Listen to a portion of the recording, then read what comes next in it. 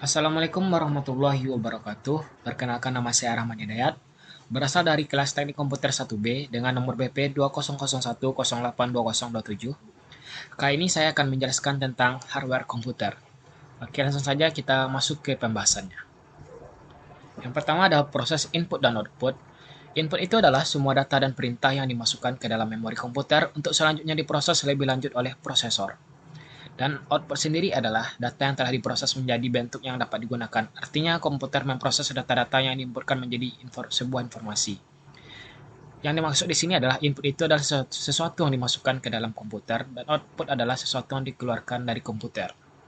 Oke. Jenis-jenis input.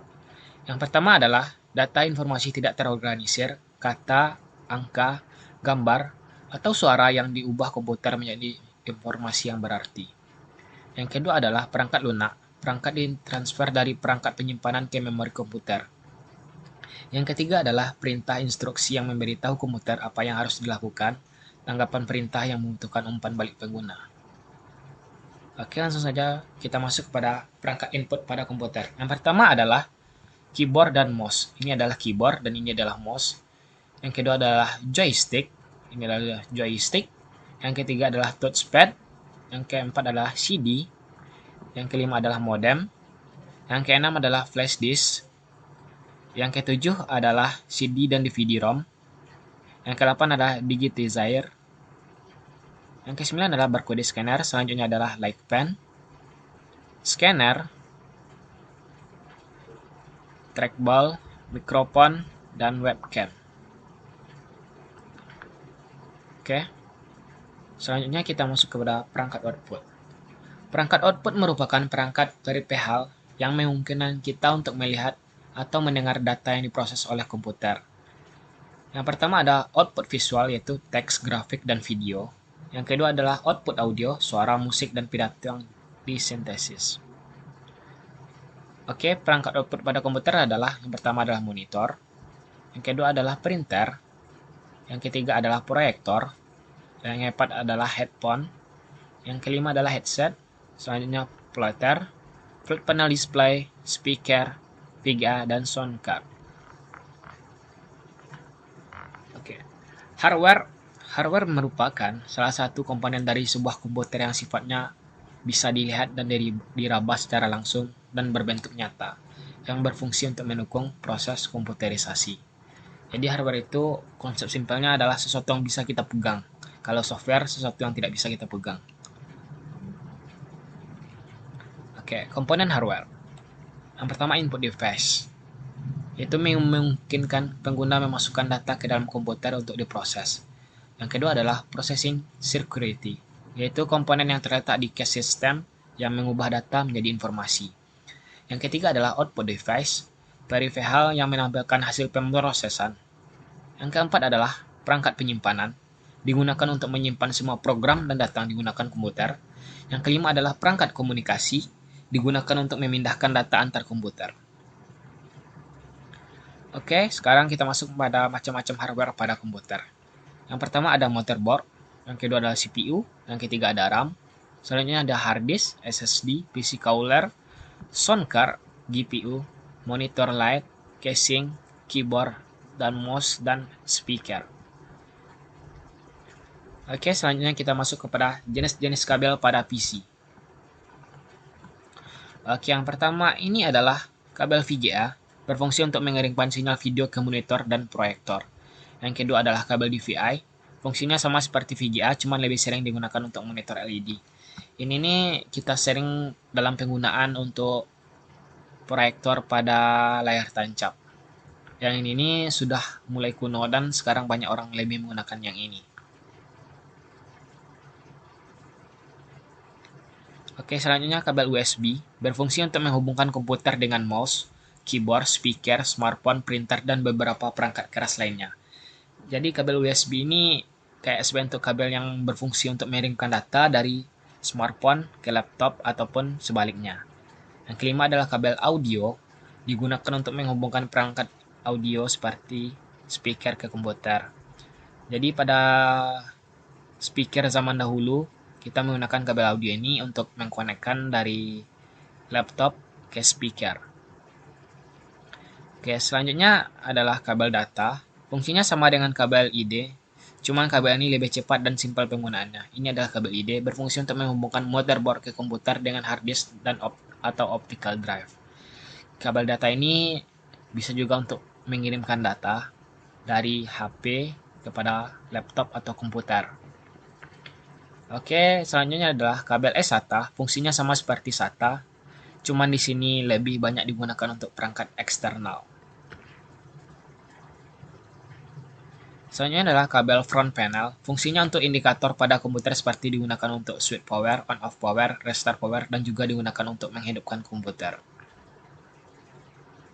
Oke, selanjutnya adalah kabel power. Ini digunakan untuk memberi daya tenaga listrik ke komputer sehingga komputer dapat hidup.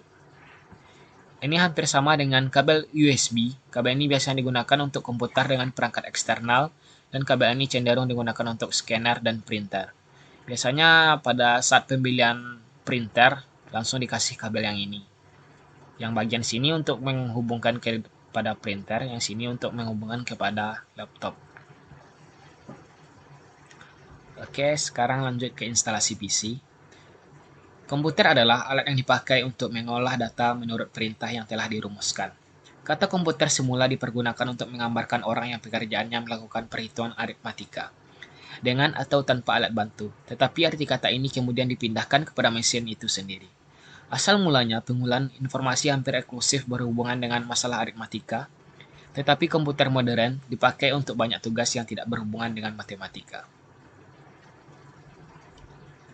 Oke, ada langkah-langkah dalam merakit komputer. Yang pertama adalah memasang prosesor pada motherboard, contohnya seperti ini. Yang kedua adalah memasang memori pada soket motherboard. Yang ketiga adalah memasang baterai CMOS. Yang keempat adalah oleskan pasta pada prosesor. Yang perlu diperhatikan di sini adalah soket pada motherboard itu harus sesuai dengan versi prosesornya sendiri. Soalnya kadang ada yang lebih besar dan ada yang lebih kecil. Maka sebelum membeli prosesor harus diperhatikan baik-baik dulu apa itu prosesor kita, dan kita sesuaikan dengan soket yang ada pada PC kita. Yang kelima adalah pasang fan prosesor pada motherboard. Contohnya gini. Yang keenam adalah pemasang power supply. Power supply ini adalah untuk memberikan daya kepada komputer agar bisa hidup. Yang ketujuh adalah pemasangan back panel casing. Yang ke-8 pemasangan kabel front panel pada motherboard. Yang ke-9 adalah pemasangan motherboard pada casing. Lihat contoh yang bagian sini. Yang ke-10 adalah pemasangan kabel power supply pada motherboard. 11 pemasangan hard disk. Yang ke-12 uji coba CPU.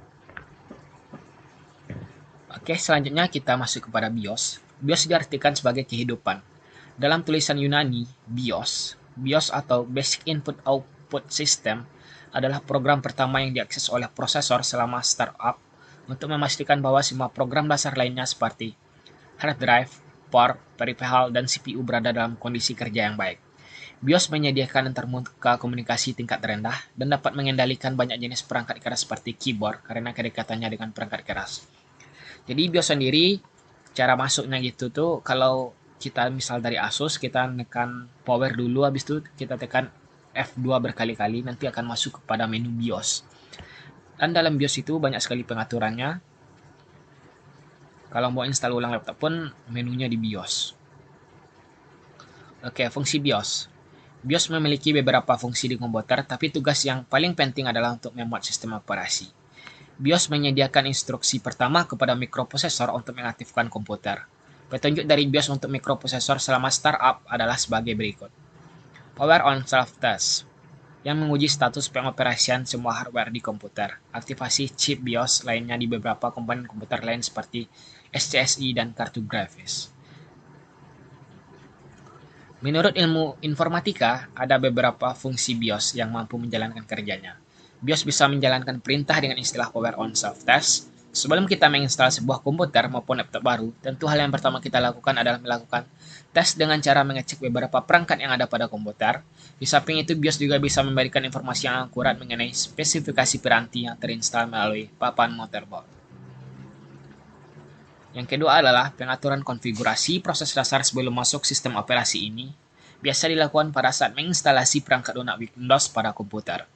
BIOS mengatur lalu lalang dari berbagai perangkat lain berdasarkan fungsinya masing-masing tanpa crash. Pengaturan konfigurasi ini biasanya banyak dimanfaatkan oleh beberapa orang yang ingin meningkatkan kerja komputer agar lebih cepat dengan minimum cost atau biaya murah.